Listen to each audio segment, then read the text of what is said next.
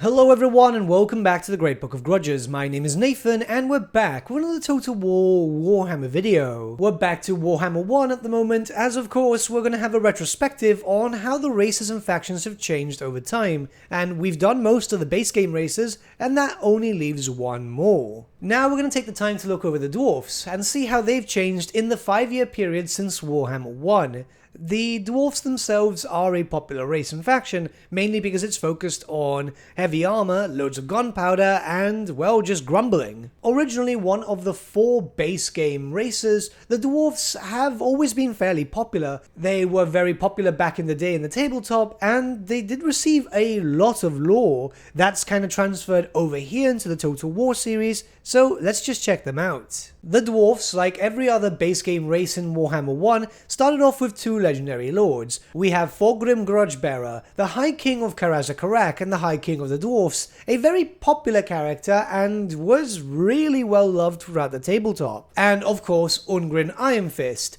This is a rather tragic character. If you know any of his backstory, you will know that pretty much everything goes wrong for his family name. He is the Slayer King of Karak Kadrin, and his army always specialized with Slayers. In fact, there was an army list dedicated to that in 6th edition too. Both of these characters were received very well as from announcement, and have been played very frequently by the player base as far as I can see. The general playstyle for the Dwarf factions in the Total War Warhammer series is rather simple and easy to grasp, and that's pretty much because that's how they worked on the tabletop. The majority of your frontline troops are very heavily armored and will be able to take a punch whilst also dealing it. Then you've got a very powerful range backline and an even stronger amount of artillery. The idea of the Dwarfs is not to be mobile, but rather to hold down and fire at anything coming for you. It was very much a castle tactic, and it's always been that way. In fact, that was the general playstyle of them on the tabletop too. You don't want to move, you wanted your enemies coming to you. You had a lot of artillery, so by the time that your enemies got close, you would have already taken out a decent amount of their units. And when they got closer, you'd have a bunch of range,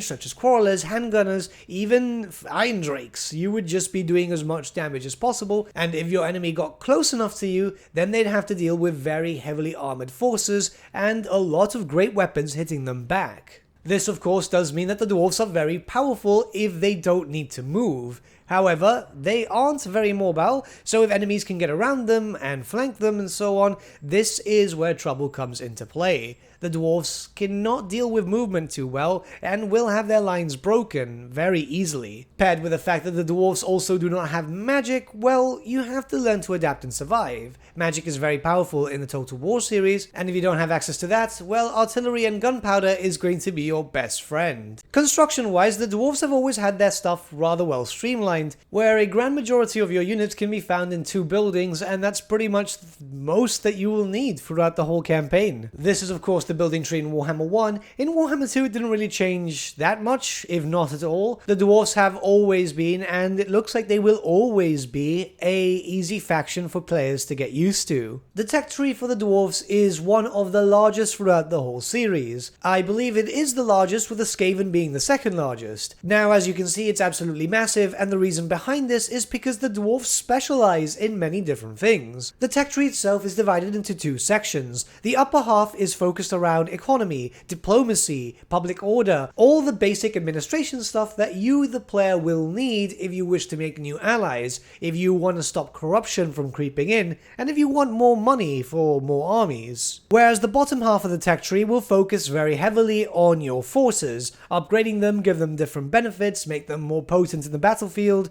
all that different type of stuff. It will take quite a bit of time to be able to fill out your tech tree, whether in Warhammer 1 or Warhammer 2, as, yeah, it's massive, and it really depends on your specific playstyle as to what you can focus on first. Normally I follow the economic route, as the Dwarves themselves are quite powerful at the very beginning, having such high armor values that I don't have to worry too much before I have to start upgrading them even further. The Grudge System, well, the original Grudge System was pretty flawed, to be honest. It was based on 3 specific points of severity, which one had benefits and the other 2 had negatives, and it was all negatives. The fact is that the Grudge System kinda made you try to be as aggressive as possible, seeing as you would be able to grudge your enemies with pretty much any reason, as if they would raid you, sometimes even just attack you, you'd have to go for a specific thing. And the worse it got, the worse negatives you had. It wasn't too bad and it was manageable, unless you're playing on harder difficulties, but the mechanic itself was deeply flawed and thankfully changed in Warhammer 2. By the end of the lifespan of Warhammer 1, the Dwarfs did have a decent number of playable lords, 4 to be in fact, with only 2 playable factions however,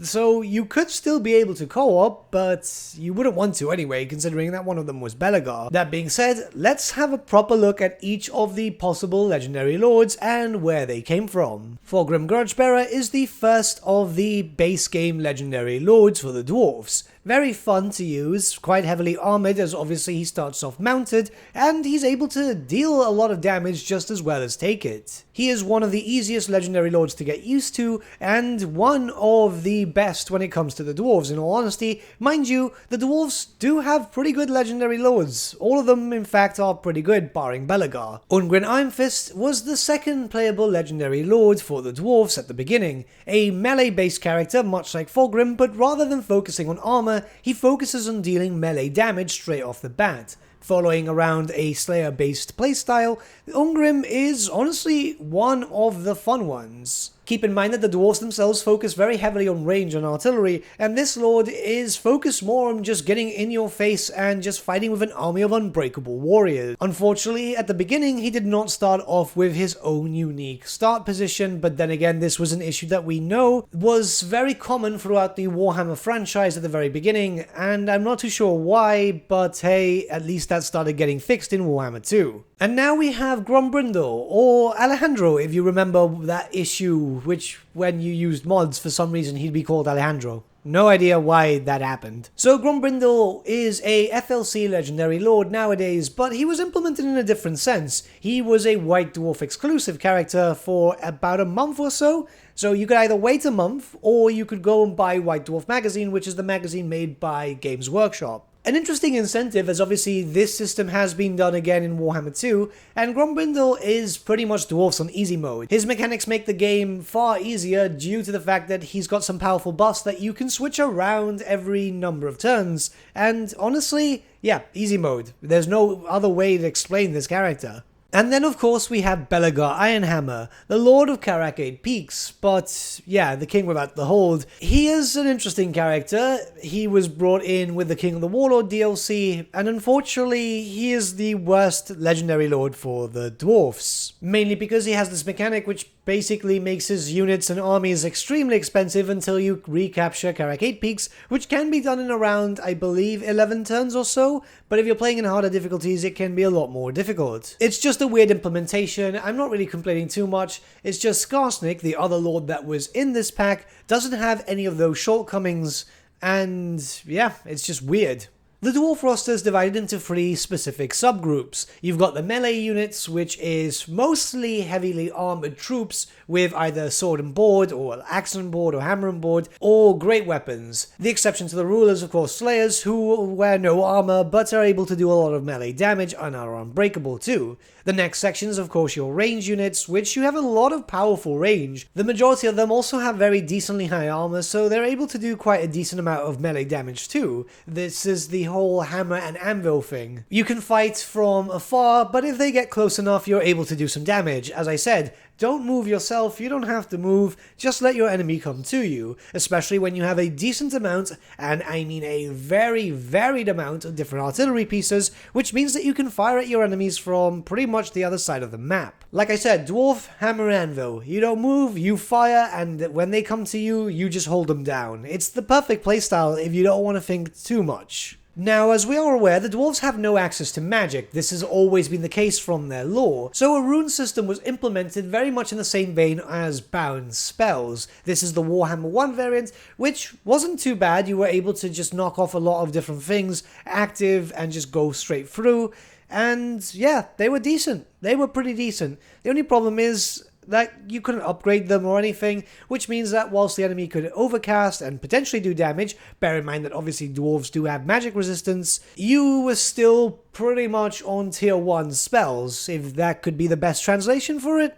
But now we move on to Warhammer 2, and yeah, there's not really been a lot of content for the Dwarfs, unfortunately. There has been 2 reworks though, but let's be very honest here, those reworks were kind of small, so for the purpose of this video, we're going to talk about both of them as if it was released at the same time, because both of them together would have been a complete rework. And you can't really go back now, so this is the current iteration of the Dwarfs for Total War Warhammer 2. So to kick things off, we're looking at Ungram Ironfist, who was finally moved to his lore-friendly stop position of Karak Kadrin. It's always been in the game, so why it took so long is beyond me, and at least now you have a new start. The only thing is, it's really close to Karazekarak, so you're not really getting anything too different. You're more or less getting the same baseline enemies. The only difference is that you can choose to go up rather than down south. And even then, you still had that option anyway, so really it's just about the different type of playstyle. Thorek Ironbrow has recently been added into the series as an FLC Legendary Lord. You're able to use him in both the Mortal Empires and the Eye of the Vortex campaign, and his start position will vary depending on which campaign you start. The playstyle itself is focused very heavily on runes, meaning that, well, you are gonna be focusing on anti-magic plus some buffs, rather than focusing on gunpowder and artillery. There's a bit of variety to his campaign because in the Mortal Empires he starts so far south away from other dwarfs that at least you have a challenge. You don't have a lot of allies in the area, and that means that you're going to be fighting a lot of different enemies. In the Eye of the Vortex, well, there are no other dwarfs barring I think 1 or 2 minor factions, and they will probably die out before you start regrouping yourself properly. Oathcold was introduced as a new resource available only to the dwarfs. You can get this in a number of ways, like battles and missions and so on, and it was used for pretty much just one mechanic. And that was for a mechanic known as the Forge, which, well, let's be honest, this was originally for the Tomb Kings, and if the community had not been loud enough, we would never have gotten this for the dwarfs. What you can do with the Forge is pretty much use Oathgold and other specific resources to be able to craft items. Some of them are quite powerful, some of them are quite weak, it really depends on what you're putting into it. Of course, this does mean that when you are taking over more settlements, you'll have to start spending a building slot on the unique buildings which offer any different resources, but even then, you can fill this out fairly quickly, and you can get some cool items, and that's the most important thing. It's a lot of flavor, and it does fit with the dwarves. Keep in mind once again, this was not originally intended for the dwarves. The Grudge System was changed for the better. First we'll look off at the severity point of things. So yes, there are still negatives, but now it focuses more around a negative and a positive. If you have none, you'll get loads of positives, like for example increased research rate, which is absolutely fantastic, but if you start going to the point where unfortunately you get more and more, you'll start feeling some negatives, like for example public order reduction and so on, but there's also a bonus there too. Increased charge bonuses and the chance to spawn Regiment of Renowned Slayers. Well, it's Reinforcement Slayers, but they're in the same pool. And that kind of works, because that means that more dwarves are taking up the Slayer Oath. It's much more thematic, and, well, let's just be honest, it needed a bit of a touch-up.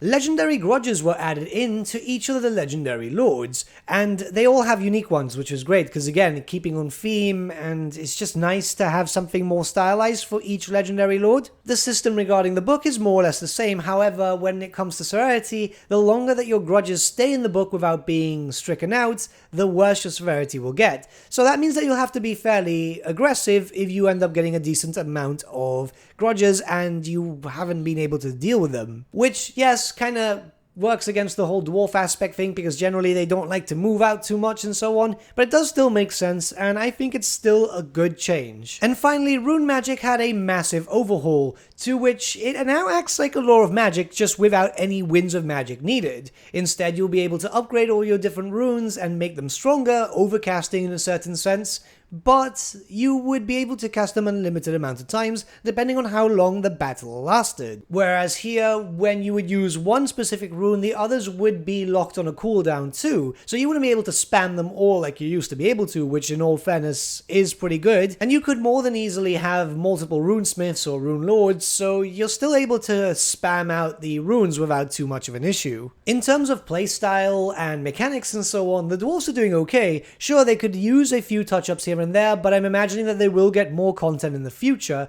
as right now they only have few legendary lords, I believe, what, 5? And there's loads of different lords that they could implement from the lore, plus there's obviously a few missing units like the Sky Barge, which everyone's asking for, and a few other things. I honestly think that we will get more Dwarf DLC in the future. It would be nice, especially since we know that there are some demons who actively fight against the Dwarfs. So the potential is there. I'd say that in terms of completion, they are near enough done. Really, it's just characters and units that are missing, but in terms of mechanics, they're okay. They play very well. Yeah, I know a lot of people don't like the playstyle, but that is literally their lore-friendly implementation, and I think that they've been done very, very well by Creative Assembly. In fact, they are one of the few races which I'd say Creative Assembly have done spot on since the very beginning. Hopefully, we'll see more for the Dwarfs in terms of content, maybe a few new mechanics here and there, or some unique legendary lords with special campaigns would be nice. But other than that, I'm pretty content myself. What about you guys? What do you guys think about the state of the Dwarfs 5 years later? Let me know your thoughts in the comments below, and let's start a bit of a discussion. But with that, my friends, we've come to the end of our video. Thank you so much for watching. If you did enjoy the video, might I suggest giving the video a like, or even subscribing to the channel, as it really does help us out.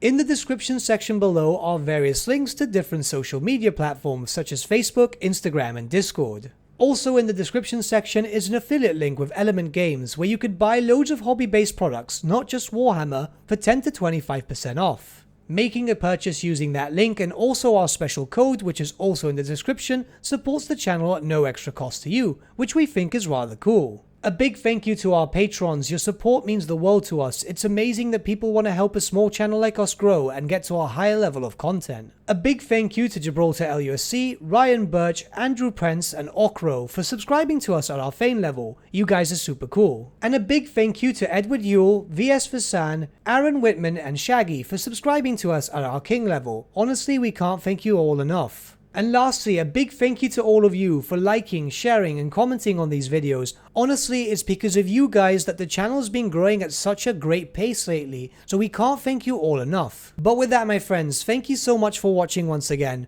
and we shall see you all again very, very soon. Have a good day.